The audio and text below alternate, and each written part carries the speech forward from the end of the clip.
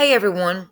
So we're going to be talking about Cassie Compton today. So if you remember about 6, 7 years ago, a girl named Cassie Compton went missing, just flat out disappeared. She was last seen at home. Supposedly, she walked in her home, grabbed something, and left. That's what her mother's boyfriend had stated. Well, now the mother's boyfriend, who is currently in jail under suspicion of another murder, has changed his story and acting kind of weird towards the reporters. Okay, with that aside right this second, just leave that to the side for a minute because we got another strange detail here. So somebody shoots a video one day, right? That incense blowing right in my face. Somebody, sees these people here and they video them. They post it to social media. Somebody looks at the girl in the car and they're like, wait a minute, is that Cassie Compton, the girl who went missing 6, 7 years ago? Well, long story short, no, this girl is Hailey Phillips. Now, I have done a lot of research in this, and from what I can tell, based on Hailey's ears and teeth and forehead, this isn't Cassie. Now, she does do a video where she shows her bank card and stuff, and it says what she claims it's supposed to say. But the other reason I know this is because another girl went on social media and said that she was Hailey's cousin and that Hailey too had been missing for several days and needed to come back home to her children because apparently Hailey has kids at home. So we don't know why Hailey left her family. We don't know why she's got two black eyes and a bloodshot eye and apparently had been in some kind of traumatic experience or physical altercation. But Hailey claims that two females jumped her and physically assaulted her. Now, I've been in a car wreck and I've been in physical altercations. I've had black eyes, things like that. But I think there's a little more going on with Hailey's story than what Hailey's actually telling. Hailey's right eye had a blood, like what I would call a blood spot. It was like bloodshot on the right, all the way in the right corner. Now, you normally see that when you are choked, because all the blood rushes up into the blood vessels in the eye, okay? Now, I just seen it in that one spot. It could have been further, but I seen it there. Okay, now, when I was in a car wreck, I hit my head on the windshield, and that same thing happened to my whole eye. So I don't know if she really was in an altercation with two girls, if someone choked her out, if she was in a wreck. Like, we just don't know until some kind of truth comes out. But what we do know is Hailey's cousin went on social media and says that they have been trying to contact Hailey for over like 3 days. And at that point, it was like 3 or 4 days. So, and they want Hailey to contact them because she needs to come home, is what her cousin says. Now, some more of her family went on social media and they did say this is Hailey. This is not Cassie. So that's cleared up. Now we know for sure this is not Cassie Compton. So we have to let that go and understand that. Now, what everybody else is jumping to is Hailey's actual story. Hailey did a video on social media where she was very aggressive and very ill because she says she's tired of people calling her, in her words, she said this Cassie B word, that she wasn't this Cassie girl and all this stuff. She was kind of aggressive and people started calling her out for it. She said it's because she's pissed off because everybody keeps contacting her wanting to know if she's okay, and she is okay. I don't know where that aggression comes from. She says it's because she was just robbed, but she acts that way in several of her videos. I don't know. I don't know her. I don't know. Now, so we don't have Hailey's full story. We don't know. Here's the video that was played that got all this sparked up. Go off plenty of X. He ready to have plenty of shit. I'm trying to have a bad beat. Let's don't put it back, make that ass count, go a couple racks. Oh!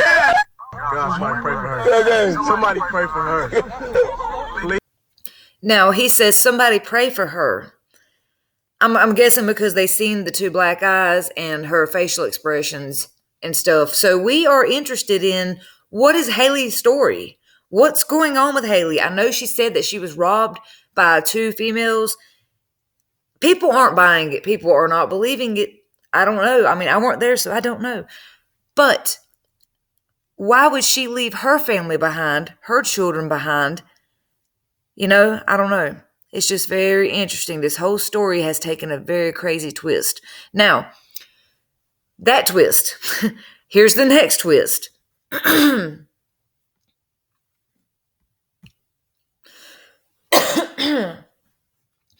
So a news crew went in to speak with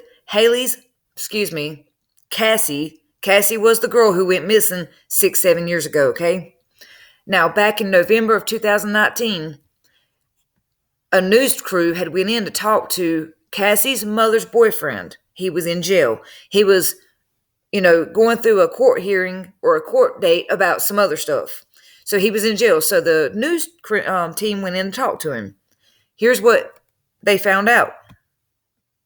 September, we told you this just now with an update on this case. Kayla? Well, Chris, the last time we reported on this story, I hadn't heard back from the Independence County Sheriff's Office about getting an interview set up with this. Well, we finally got to talk to Brandon. He spoke to us off camera, but on the record.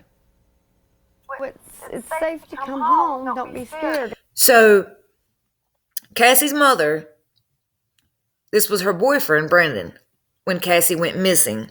Brandon apparently was staying in the house with Cassie and her mother.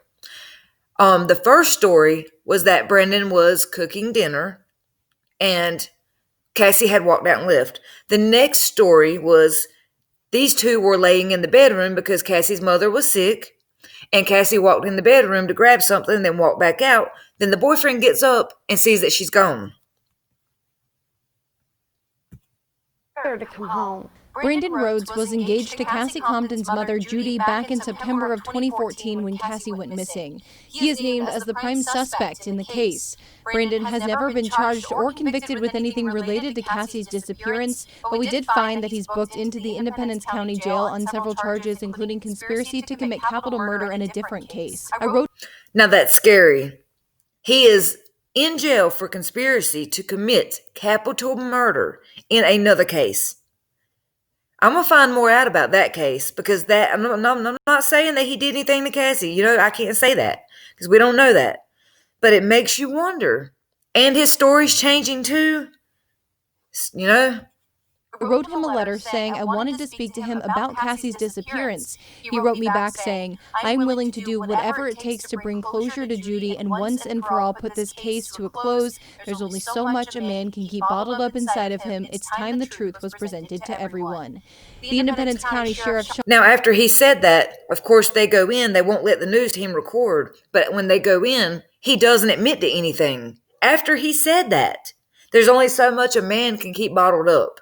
Why would he say that? And then once they go in, he says he didn't do anything. That makes no sense at all. Sean Stevens agreed to let us talk to Brandon at the jail. I went to the Independence County Jail, joined by Tina Stores, a proud face.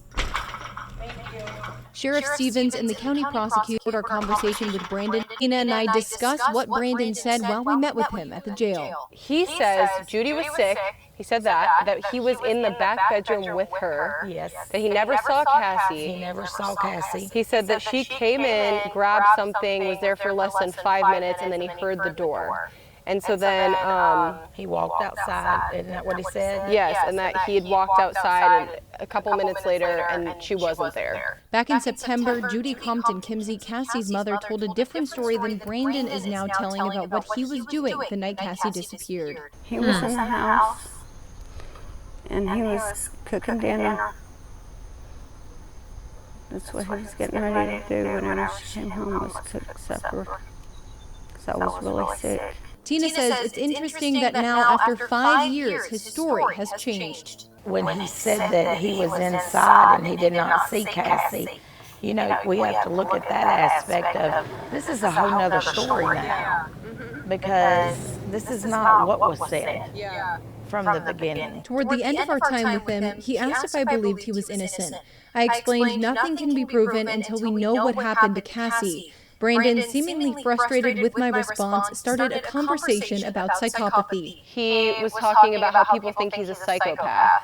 And that was kind of interesting to me, too. He asked me what I think makes a psychopath. And you know what? But he's staring me dead in the eye, trying to intimidate me into basically believing he's a psychopath, I think.